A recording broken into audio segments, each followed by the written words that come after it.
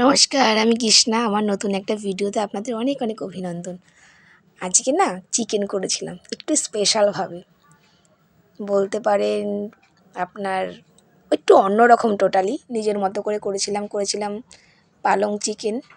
তো এই যে আমি একটু এলাচ, দারচিনি আর লবঙ্গ ফোড়নে দিলাম, আর সাথে রেখেছিলাম জোয়ানটা আমি ফোড়নে দেবো না, পেঁয়াজগুলো যখন দেবো তখন দেবো, নাহলে না জোয়ানটা তেতো হয়ে যাবে, তো মুখে পড়লে একটা তেতো তেতো লাগবে।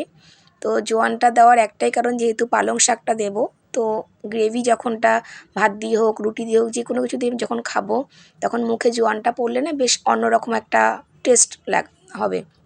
এই যে আমি পালং শাকটা প্রথমে সেদ্ধ করে মিক্সিতে পিষে নিয়েছিলাম। তো এই যে চিকেনটা মোটামুটি কষানো হয়ে গেছে, আমি এখন পালং শাকটা দেবো। পালং শাকটা কিন্তু আমি প্রথমে দিইনি মশলার সাথে, কারণ যদি তেতো হয়ে যায়, পালং শাক কিন্তু অনেক সময় একটু তেতো লাগে। তো এই যে কষানো হয়ে গেছে, একটু উষ্ণ কুসুম গরম জল দিয়ে দিলাম, উষ্ণ কুসুম না, বেশ গরমই ছিল।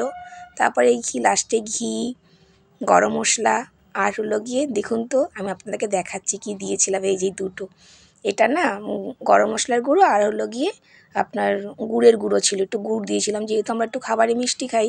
তো ভিডিওটা কেমন লাগলো অবশ্যই কিন্তু লাইক কমেন্ট করে জানাবেন। ধন্যবাদ সবাইকে ভিডিওটা